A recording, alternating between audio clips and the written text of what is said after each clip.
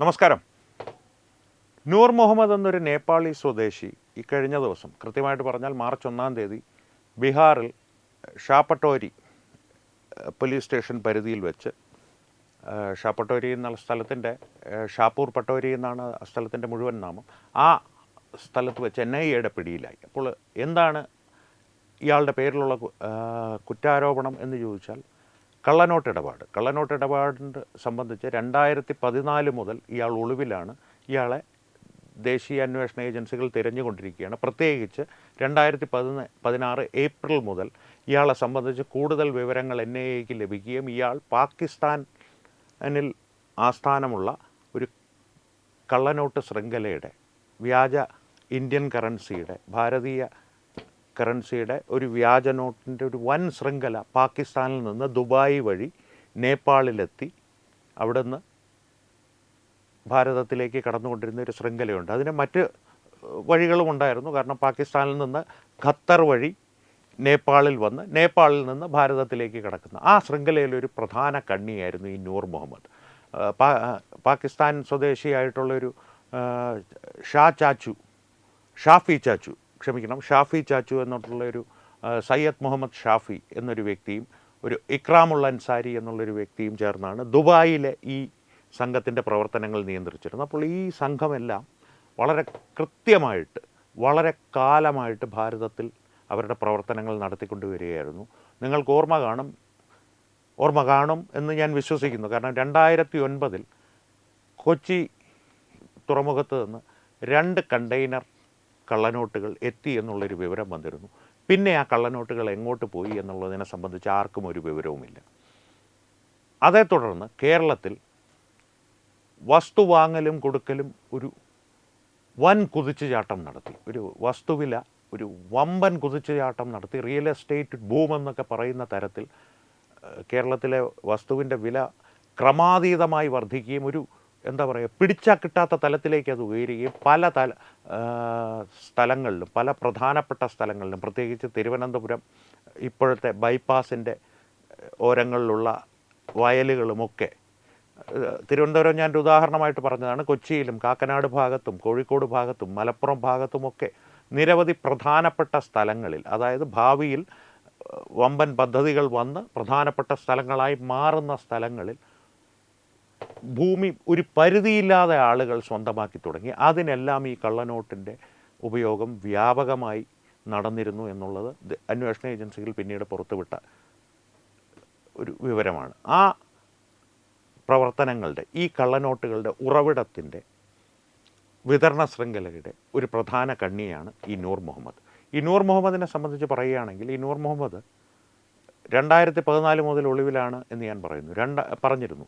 2016 ഇയാളുടെ പേരിൽ കൂടുതൽ കുറ്റകൃത്യങ്ങൾ NIA ചേർക്കുകയും ഒപ്പം ജാമ്യമില്ലാ വാറണ്ട് പുറപ്പെടുവിപ്പിക്കുകയും ചെയ്തു.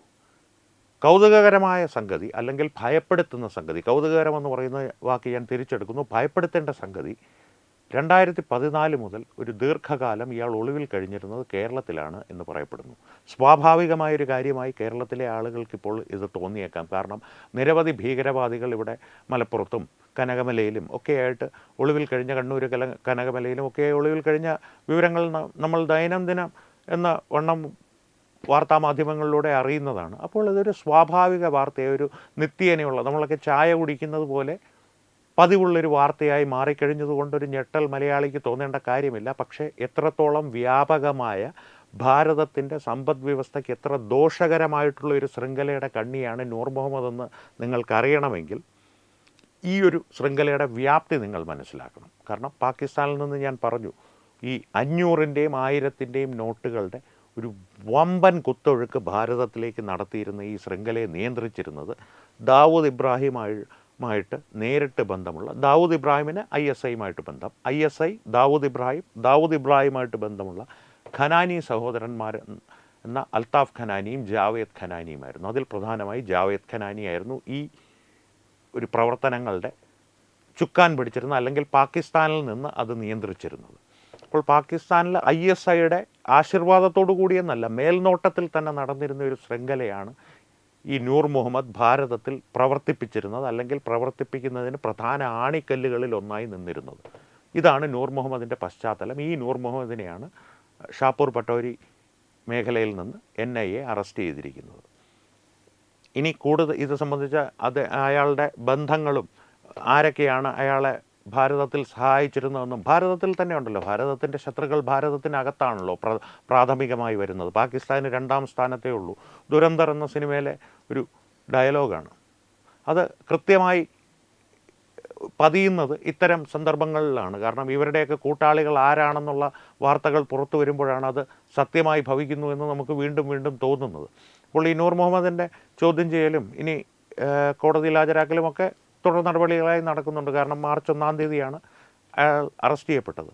ഒരു മനോരമയിലൊരു ചെറിയ കോളം വാർത്ത വന്നതൊഴിച്ചു കഴിഞ്ഞാൽ കേരളത്തിലെ മുഖ്യധാരാ മാധ്യമങ്ങളെല്ലാം ഈ വാർത്തയെ പൂർണ്ണമായി അവഗണിച്ചു കഴിഞ്ഞു. അതിൻ്റെ കാരണം ഈ 2009 കള്ളനോട്ട് കണ്ടെയ്നറുകളുടെ ഒരു അപ്രത്യക്ഷമാകലും അതുകൂടാതെ ഈ ശൃംഖലയുടെ നടുവൊടിച്ച മറ്റൊരു സംഭവമാണ്. അത് എന്താണെന്ന് ചോദിച്ചാൽ നോട്ട് നിരോധനം.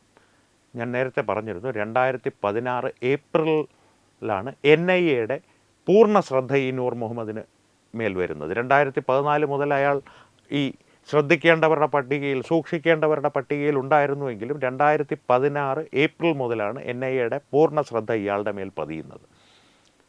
2016 നവംബർ 8 എന്താണ് ഉണ്ടായതെന്ന് നിങ്ങൾക്കറിയാം. നോട്ട് നിരോധനം നിലവിൽ വന്നു. ഞാൻ നേരത്തെ പറഞ്ഞിരുന്നല്ലോ, ഖനാനി സഹോദരന്മാർ. അതിൽ ഈ പ്രവർത്തനങ്ങളെ പാകിസ്ഥാനിൽ നിന്ന് നിയന്ത്രിച്ചിരുന്നതിൽ പ്രധാനി ജാവേദ് ഖനാനിയായിരുന്നു.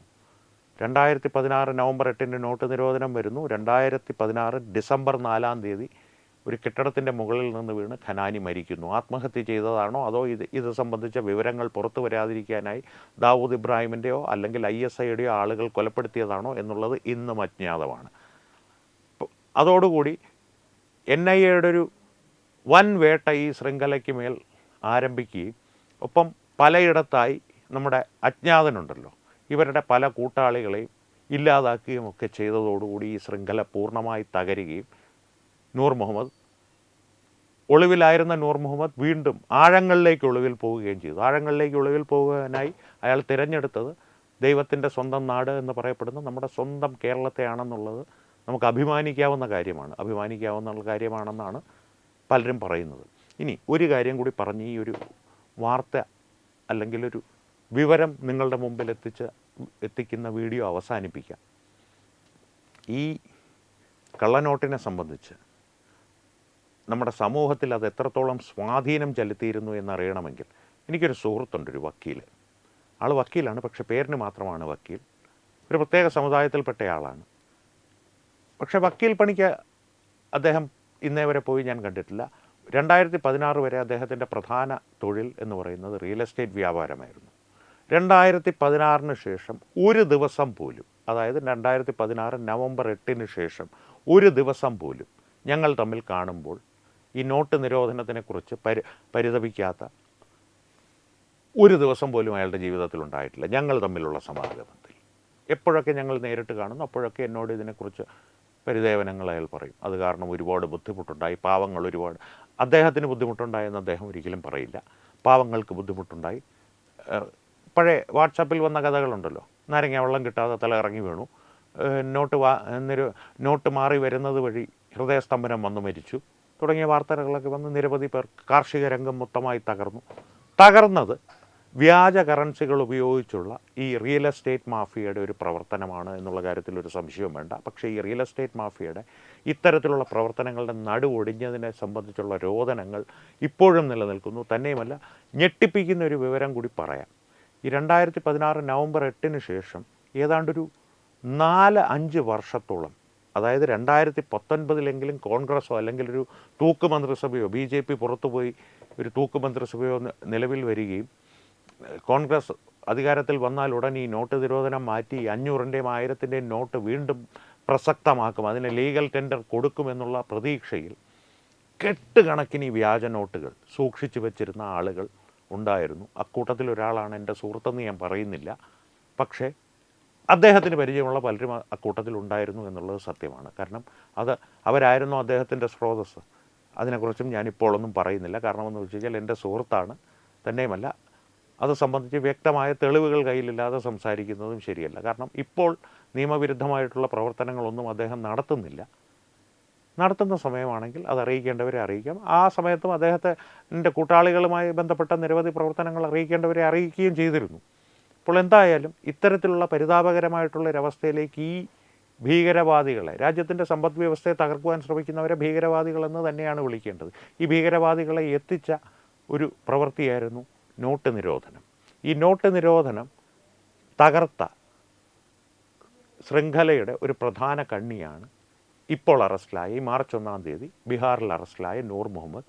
കേരളത്തിൽ ഒളിവിൽ കഴിഞ്ഞിരുന്ന, ഇപ്പോൾ എന്തോ കാര്യത്തിന് വേണ്ടി അല്ലെങ്കിൽ രാജ്യത്ത് നിന്ന് കടക്കുവാൻ വേണ്ടിയിട്ടുള്ള എന്തെങ്കിലും ആവശ്യത്തിനായിട്ടായിരിക്കും ബീഹാറിലെത്തിയ നൂർ മുഹമ്മദ് NIA പിടിയിലായിരിക്കുന്നു. ഇതാണ് വാർത്ത, ഇതാണ് വിശകലനം, ഇതാണ് കേരളം. അഭിമാനിക്കാവുന്ന കാര്യങ്ങളല്ലേ ഇതെല്ലാം. എന്തായാലും വീണ്ടും കാണാം. നന്ദി, നമസ്കാരം. Brought you by Kerala AIDS control society. HIV AIDS സംബന്ധമായ സംശയങ്ങൾക്ക് 1097 എന്ന 24 മണിക്കൂറും പ്രവർത്തിക്കുന്ന ടോൾ ഫ്രീ നമ്പറിലേക്ക് വിളിക്കുക. വാട്സാപ്പിലും ഫേസ്ബുക്കിലും ഒക്കെ സ്റ്റാറ്റസ് അപ്ഡേറ്റ് ചെയ്യാറുണ്ടല്ലോ. HIV സ്റ്റാറ്റസോ HIV പിടിപെടാനുള്ള സാഹചര്യങ്ങളിൽ കൂടി അറിഞ്ഞോ അറിയാതെയോ കടന്നു പോയിട്ടുണ്ടാവാം. എന്ത് തന്നെയായാലും മുൻകൂട്ടി പരിശോധിച്ച് HIV സ്റ്റാറ്റസ് അറിയൂ. സൗജന്യ HIV പരിശോധനയും കൗൺസിലിങ്ങും ആരോഗ്യ കേന്ദ്രങ്ങളിൽ പ്രവർത്തിക്കുന്ന ICTC അഥവാ ജ്യോതിസ് കേന്ദ്രങ്ങളെ സമീപിക്കുക. നിങ്ങളുടെ സ്റ്റാറ്റസ് എന്തായാലും വിവരങ്ങൾ രഹസ്യമായി സൂക്ഷിക്കുന്നതായിരിക്കും.